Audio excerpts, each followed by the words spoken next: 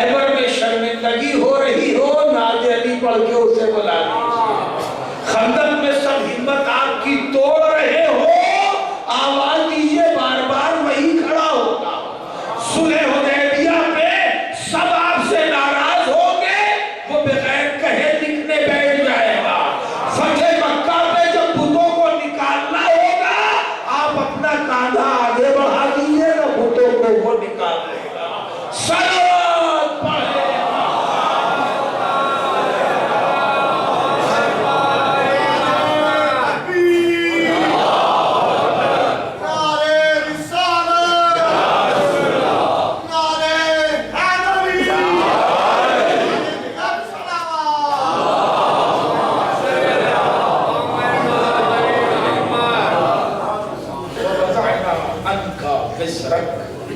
ہم نے آپ کا بوجھ بانٹنے والا وضع کیا، بنایا، دیا۔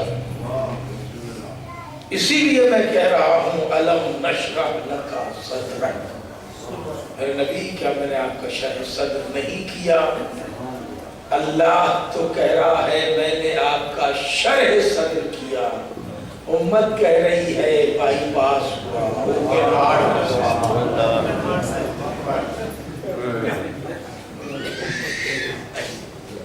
پھر بھی قدرت کہہ رہی ورفعنا لک ذکرک۔ میرے نبی کچھ بھی کہہ رہے اوپن ہارٹ بھی کرا دیں گے تب بھی کہنا پڑے گا محمد رسول اللہ۔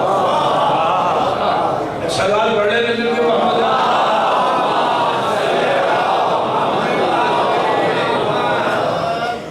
مسئلہ اصل میں عظمت رسالت کا نہیں ہے، مسئلہ بغض ولایت کا۔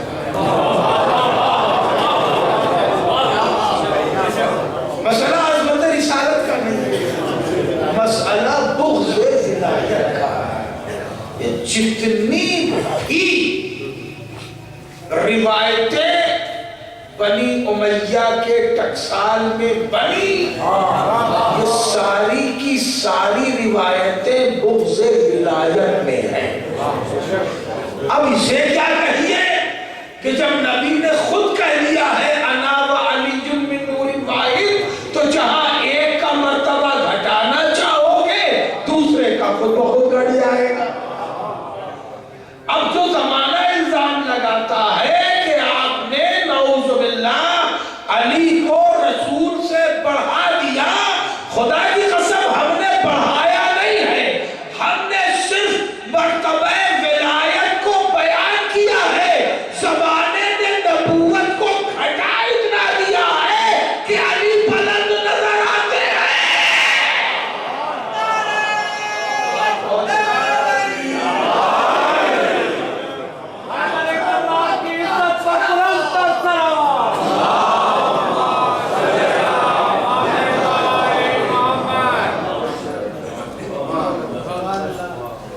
کہیں سے بڑھانے کی کوشش سوائے یہی کہ کوئی کفر اختیار نہ کر لے، کوئی مولا کو بڑھا ہی نہیں سکتا۔ رسالت معاف سے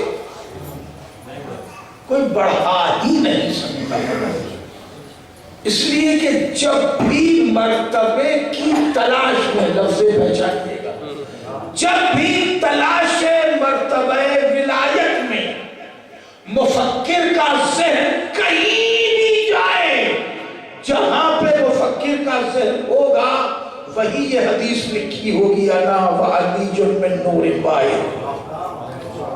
نہیں جملہ پہنچا سکا بھائی، تلاش مرتبہ ولایت میں جہاں بھی ذہن انسانی پہنچے گا وہیں پہ یہ حدیث لکھی ہوگی انا و علی من نور واحد، تو جہاں علی نظر آئے گا وہی تو رسالت رہے گی۔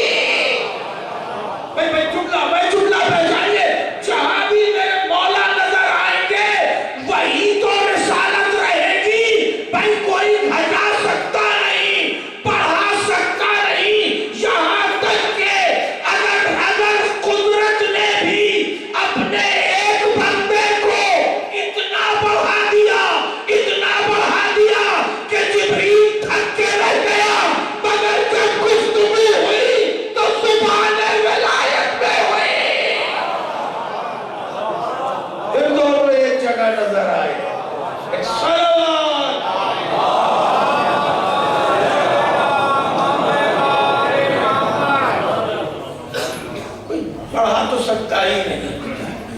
الزام انتہائی جاہلانہ، مگر معاملہ یہ ہے کہ جب نبی کو کھینچ تان کے اپنے جیسا بنایا جائے گا تو بھائی تم بنا لو رسول کو اپنے جیسا، میرا علی میرے جیسا نہیں ہو سکتا۔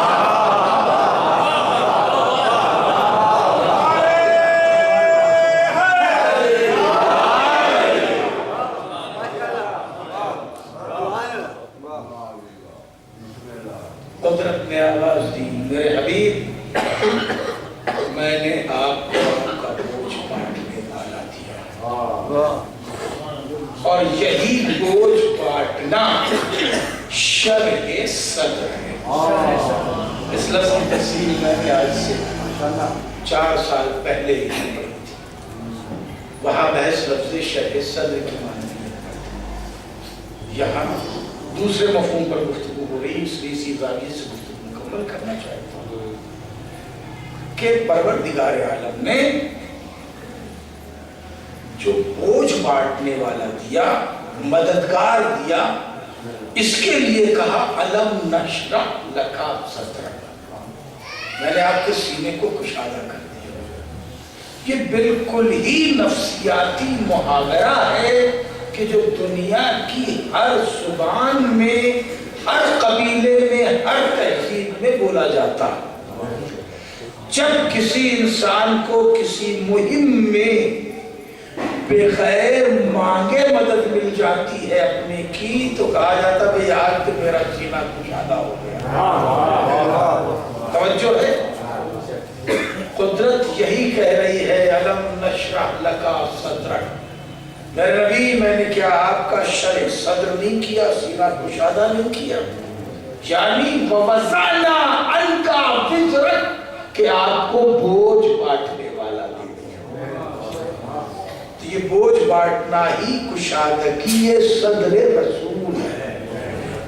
شاید آپ لطف اندوز ہوں تو ایک جملہ اور صرف کر کے گفتگو سمجھو کہ مولائے کائنات کی معاونت ہی شرح صدر، یہی کشادگی صدر رسول ہے، کیونکہ یہ سبجیکٹ زبان قرآنی میں نیا نہیں، توجہ رکھیے گا، یہ سبجیکٹ زبان قرآنی میں نیا نہیں ہے۔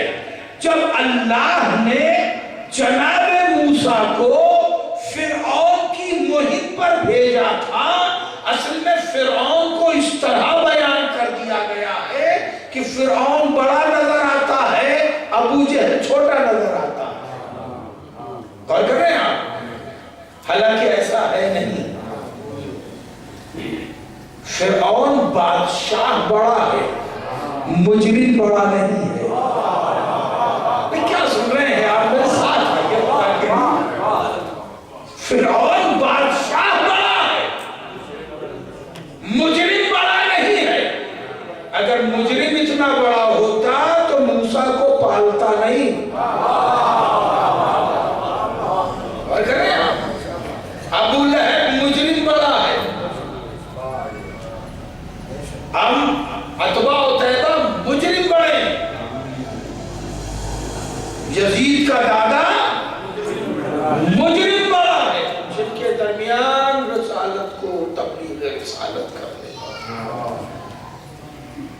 دیکھیں قرآن میں لفظیں ہیں، میں نے یہ جتنی باتیں کہی ہے قرآن کے لفظوں کی پیرائے میں کہی ہے، مگر موقع نہیں کہ ان کی گروہوں کو کھولا جائے۔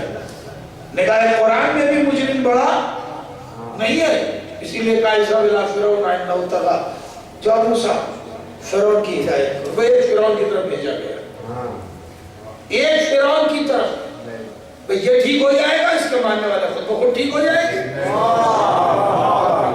الى فرعون، صرف فرعون کی طرف جاؤ، وہ گمراہ ہو گیا۔ ایک فرعون کی طرف آنا تھا تو کہا رب اشرح لی صدری، پالنے والے میرے سینے کو کشادہ کر دے۔ کیا مطلب؟ جناب موسیٰ جہاں ہیں وہاں ان کا بھائی نہیں ہے، بہت دور ہے۔ بھائی کہاں ہے؟ گھر پر ہے۔ موسیٰ کہاں ہے؟ اپنی ٹکسال میں ہے نا؟ وہاں کہا جا رہا ہے جاؤ فرعون کی ہدایت کے لیے. تو سوچ رہے فرعون کے یہاں جانا ہے، کیسے جائے؟ تو اللہ کی بارگاہ میں اپنے سینے کی کشادگی کی درخواست پیش کی. تو ان لفظوں میں پیش کی کہ ہمیں ایک بوجھ بانٹنے والا دے جو میرا بھائی ہارون ہوگا. ایک صلوات پڑھے.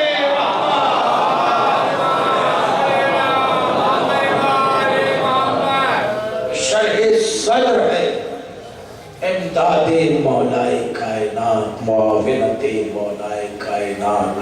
بنی امیہ اسے کیسے برداشت کرتے ہیں کہ کسی آیت سے ذکر ولایت ہو جائے تو بغض علی سے تھا، نکالا رسول پر. بغض علی سے تھا اور نکالا رسول پر کہ وہ سینہ چاک ہوا، دل نکالا گیا، گندگی دھوئی گئی، یعنی وہ بھی گندہ نہ ہوا. اور بیان کرتے چلے گئے. پھر بھی قدرت آواز دے رہی ورفعنا لک ذکرک، تو تمام کر دی. میرے حبیب، اگر یہ آپ کے دشمن آپ کے ذکر کو کم کرنے، ختم کرنے، ملیا میٹ کرنے کے لیے یہاں تک بھی کہہ دیں گے کہ نہ کوئی نبی ہے نہ کوئی رسول ہے، آپ گھبرائیے گا نہیں. اگر بوجھ بانٹنے والا علی آپ کو دیا ہے تو نام بچانے والا حسین بھی دوں گا.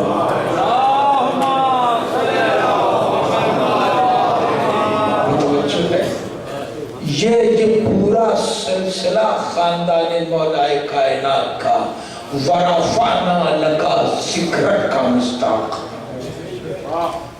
ذکر نبی کس کی بدولت بلند کیا جا رہا ہے؟ خاندان مولائے کائنات کی بدولت. دیکھیں بہت کم لفظوں میں آپ کو میں نے بہت دور تک تاریخ کی طرف متوجہ کر دیا. شاہزادی نے سر دربار ابن زیاد کے یہاں بھی کہا اور امیر شام کے یہاں بھی کہا، تو کیا سمجھتا ہے کہ ہمارے رسم باندھ دینے سے ہم رسوا ہو گئے؟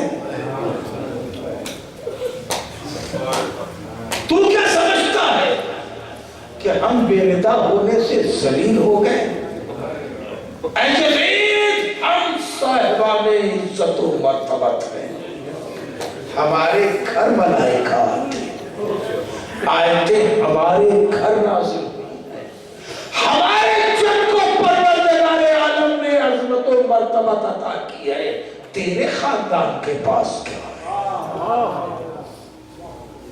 یہ سر دربار خطبہ نہیں ہے، بلکہ اس میڈیا کو اسٹیٹمنٹ ہے جو میڈیا یزید نے بلا کے رکھا ہے. بڑی قیمتی گفتگو ہے اگر آپ محسوس کر رہے ہیں. یہ 3 دن میں آ گیا، بہت آگے آ گیا اپنی دلیل فراہم کرنے کے لیے. 3 دن جو دربار کی آئینہ بندی کے لیے روکا گیا ہے اس قافلے کو دروازے دمشق پر، وہ مقصد کیا تھا؟ وہ دور دراز کے سفرا بلائے گئے تھے. یزید اپنی نبوت کا اعلان گویا کرنا چاہتا تھا، اپنے دین کا اعلان کرنا چاہتا تھا، اپنے کسی نظریے کا اعلان کرنا چاہتا تھا. 3 دن میں بڑے سفرا اتنے بلائے گئے کہ 400 کرسیاں دربار خاص میں لگی. یہ 400 وی آئی پیز تھے، 700 تک کی روایت تھی. یہ وی آئی پیز تھے، پھر تو ہزاروں ہزار جو شامی بھرے تھے وہ تو تھے کائے کے لیے، تاکہ ہم یہ بتا سکیں کہ اب جو کچھ ہم ہیں ہم ہیں. اب ان کے سامنے یزید کہہ رہا ہے، لیکن کس منزل میں گفتگو آ گئی، ان کے سامنے یزید کہہ رہا ہے لا خبر جاء ولا وحی نزل. یہ اس وقت کے میڈیا کو یزید کا اسٹیٹمنٹ ہے کہ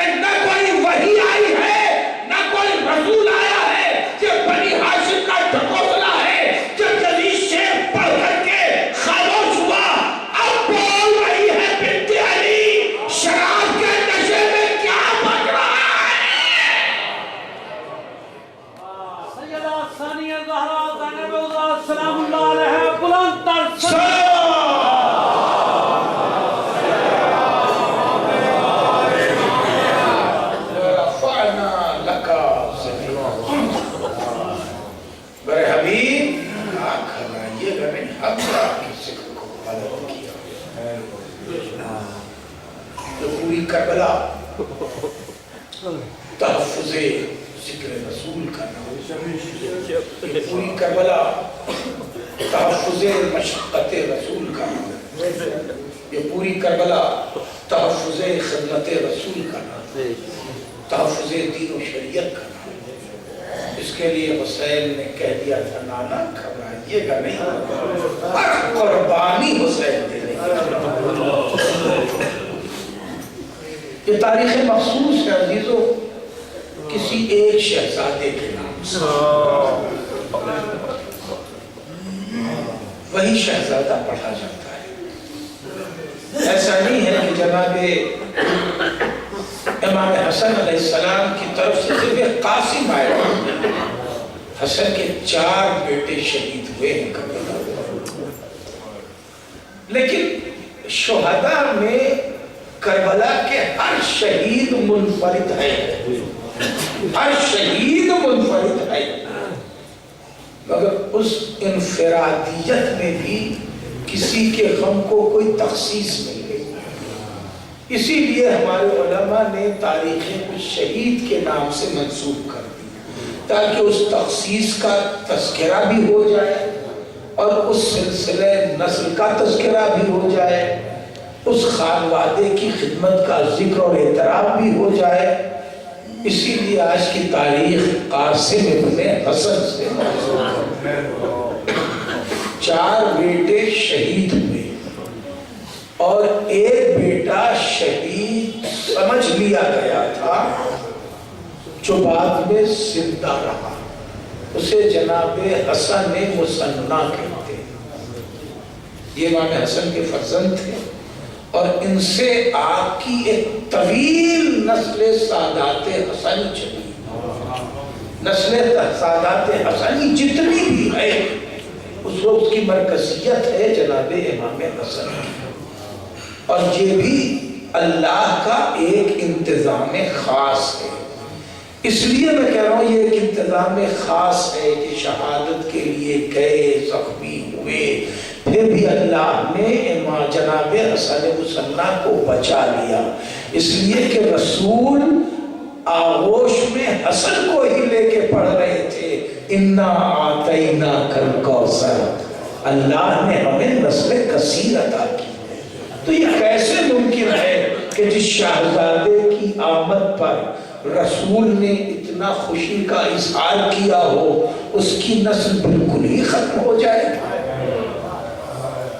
یہ اس دعویٰ قرآنی سے مختلف معلوم ہوتا ہے۔ اسی لیے اللہ نے جناب حسن مثنیٰ کو کربلا تک خدمت میں پہنچایا بھی اور پھر آپ کو حیات بھی عطا کر دی، اور کثیر نسل ہے۔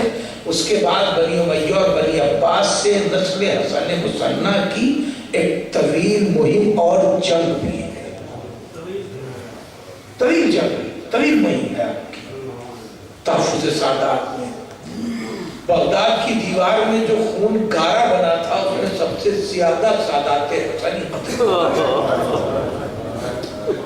سب سے زیادہ سادات حسنی قتل۔ اس کے باوجود بھی یہ نسل الحمدللہ آج ہے کیونکہ وعدہ پروردگار کا ہے۔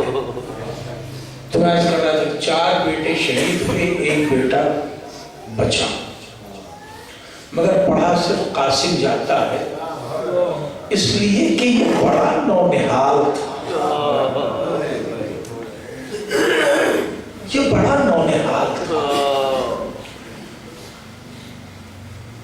پلا تھا اپنے چچا کی آغوش میں، کیونکہ جب امام کی شہادت ہوئی ہے تو قاسم بہت چھوٹے تھے، اس لیے پوری پرورش 13-14 سال کی پوری پرورش جو ہے وہ ہے امام حسین کی آغوش میں۔ تو ظاہر ہے کہ ایک یتیم جسے حسین نے پالا ہو، جو بھائی کی نشانی ہو، اس لیے بھی قاسم زیادہ پڑھے جاتے ہیں کہ اللہ نے جو کربلا میں اہتمام میں تصویر کیا تھا اس تصویر میں قاسم آتے ہیں۔ جملہ پہنچا؟ رسالت مآب کی تصویر علی اکبر کو بنایا تھا، علی کی تصویر عباس کو بنایا تھا، 4 بھائیوں میں حسن کی تصویر قاسم تھا، اس لیے بھی یہی شہادت پڑھی جاتی ہے۔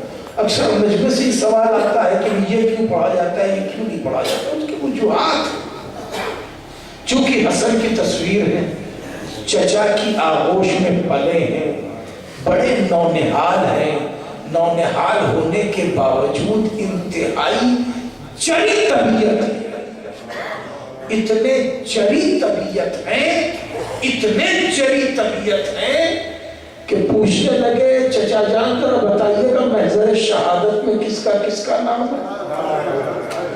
جاننا چاہتے ہیں کہ میرا نام ہے کہ نہیں؟ چچا بتائیے گا کہ محضر شہادت میں کس کا نام ہے؟ میرے مولا نے امام مصلحتوں کو خوب جاننے والا میں اتنا کہہ دیا، میں بیٹا یوں سمجھ لو کہ محضر شہادت میں تو تیرے بھائی اختر کا بھی نام ہے۔ میں نے سننا تھا کہ قاسم نے آستین پلٹنے شروع کر دی، چچا کے سامنے آستین پلٹنی شروع کر دی۔ خبردار کیا کر رہے ہو؟ کہا چچا کیا ظالم خیموں میں چلے آئیں گے؟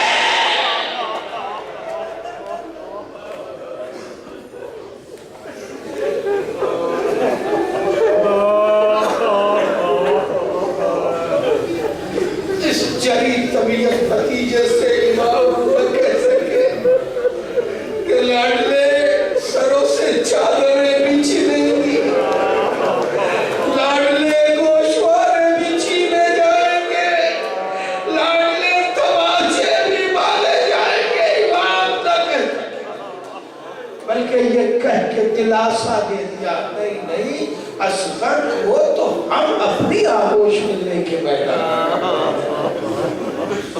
بڑا چری طبیعت بس آپ اللہ سوائے غم امام مظلوم۔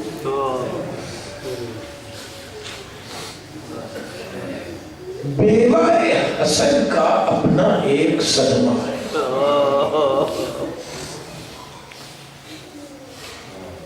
یہ خیال رہے کہ بنی ہاشم کے 50 بچے تربیت زینب کبریٰ صلوات اللہ علیہا میں رہے، کوئی ایسا بچہ نہیں ہے کہ جسے شہزادی کی تربیت حاصل نہ ہوئی، اس لیے کہ یہ مربیہ تھی، بنی ہاشم کی مربیہ تھی۔ اکثر تمام ماشاءاللہ بزرگ ہیں، جہاں بچے ہوتے ہیں وہاں سمجھانا پڑتا ہے، کسی خانوادے میں کسی خاتون کو یہ عظمت حاصل ہو جاتی ہے کہ ان کا حکم، ان کا عبودہ، ان کا جلال، ان کی گفتگو خانوادے کے چھوٹے بڑے ہر فرد پر اثر انداز ہوتی ہے، اور شہزادی تو عالمہ خیر معلمہ، زبان امام میں عالمہ خیر معلمہ، زبان امام میں شریکت الحسین، کوئی ایسا بچہ نہیں۔ عظمت کے اعتبار سے کوئی ایسی بی بی خاندان بنی ہاشم میں نہیں ہے کہ جو عظمت ثانیہ زہرا کی قائل نہ ہو۔ صرف 2 خواتین ایسی ہیں کہ جن کے سامنے شہزادی 2 زانو بیٹھتی ہیں، ایک عباس کی ماں ہے، ایک نانی ام سلمہ ہے، کیونکہ وہ مرتبے میں نانی ہے، ان کی آغوش میں پلی ہے، آغوش میں پلی ہے شہزادی، اس لیے ان کی عظمت ہے، عزت ہے۔ دوسرے جناب ام البنین ہیں جو ان بچوں کے لیے کہتی رہی کہ میں کنیز ہوں، بچے کہتے رہے کہ آپ تو ابا ہے۔ اس کے علاوہ کوئی ایسی بی بی نہیں ہے کہ جس کی عظمت ثانیہ زہرا، اس عظمت کے پیش نظر ہر بیوی کا یہ خیال ہے کہ ہمارے بچے ثانیہ زہرا کے بچوں سے پہلے شہید ہوں، ایسا نہ ہو کہ ہمارا بچہ زندہ رہ جائے اور ثانیہ زہرا کے بچے شہید ہو جائے۔ ثانیہ زہرا کا انداز یہ ہے کہ اور محمد سے بار بار کہتی آئی ہیں، لاڈلو ماموں سے سب سے پہلے تم اجازت طلب کرنے کا۔ وہ نہیں چاہتی ہے، وہ مربیہ نہیں چاہتی ہے کہ میرے بچے زندہ رہیں اور کسی اور کے بچے شہید ہو جائیں۔ کربلا میں یہ غم کی ایک عجیب کشمکش، یہی وجہ ہے کہ جناب فروا نے جناب قاسم کو بلا کے کہا، لاڈلے میرے لال تیرا بابا زندہ نہیں ہے، میں بیوہ تیرا لاڈلا، میرے لاڈلے تیرا بابا زندہ نہیں ہے۔ تیرا بابا زندہ ہوتا تو مجھے کچھ کہنے کی ضرورت نہیں ہوتی، اس لیے کہ میرے امام اپنے بڑے بھائی کی بڑی عزت کرتے تھے۔ تیرا بابا خود اجازت دے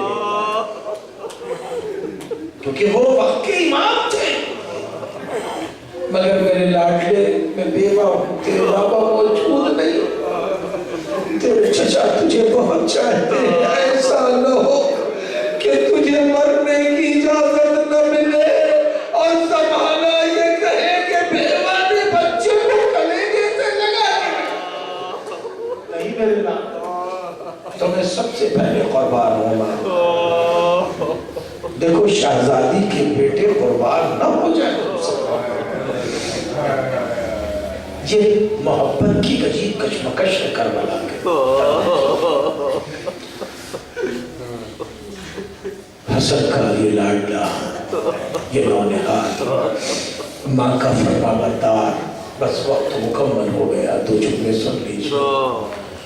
بار بار چچا کے پاس آنا، چچا مرنے کی اجازت دیجیے، چچا مجھے میدان کی اجازت دیجیے۔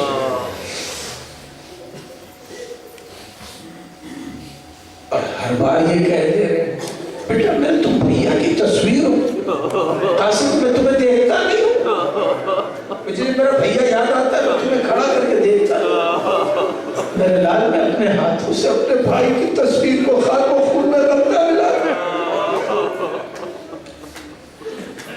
بالآخر اجازت طلب ہوئی، بالآخر کبھی بابا سے، کبھی ماں سے، کبھی پھوپھی سے، کبھی آقا سے سفارش کرتے کرتے بالآخر اجازت ملی ہے جناب قاسم کو۔ جب قاسم کو حسین نے اجازت دی تو اپنے ہاتھوں سے امامہ باندھا ہے، اپنے بھائیوں کو نہیں باندھا ہے، ایک نہیں کئی بھائی ہیں، اور کسی بھانجے بھتیجے کو نہیں باندھا ہے، صرف اور صرف کچھ خاص بات تو ہے،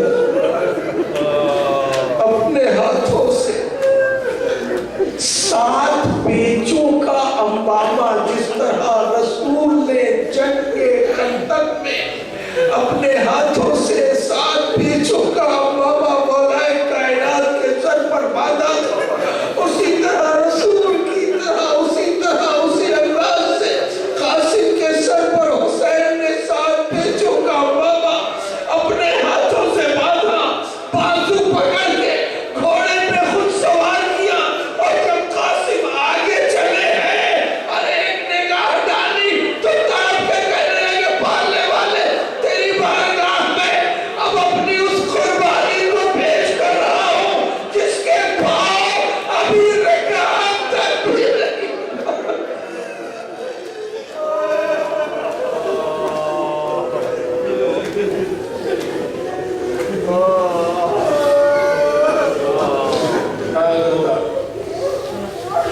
جس کے پاؤں رکعت تک بھی نہ پہنچے، فن حرب و ضرب کی بنیاد پر وہ جنگ کر ہی نہیں سکتا، مگر قاسم نے بے پناہ جنگ کی، اتنی بے پناہ جنگ کی کہ گھبرا کے پسر سعد نے کہا کہ جتنے نیزے بردار گھوڑے پہ سوار ہیں سب قاسم کو گھیر لے، اس لیے کہ اگر نہ گھیرے گئے تو قاسم ایک ایک کو چن چن کے ختم کر دے گا۔ اب جو نیزے بازوں نے قاسم کو گھیرا، یہ نونہال جہاد سخت کب تک جنگ کرتا، اگر شاید بھوکا پیاسا نہ ہوتا تو کوئی اس طرح قاسم کو دیر کر نہ پاتا۔ ہر زخم پیاس کو بڑھاتا جا رہا تھا، یہاں تک کہ قاسم زمین پر آئے، آواز دی چچا میرا آخری سلام قبول کرو۔ حسین بے تحاشا دوڑے، میرے لال تیرا چچا بہت چچا۔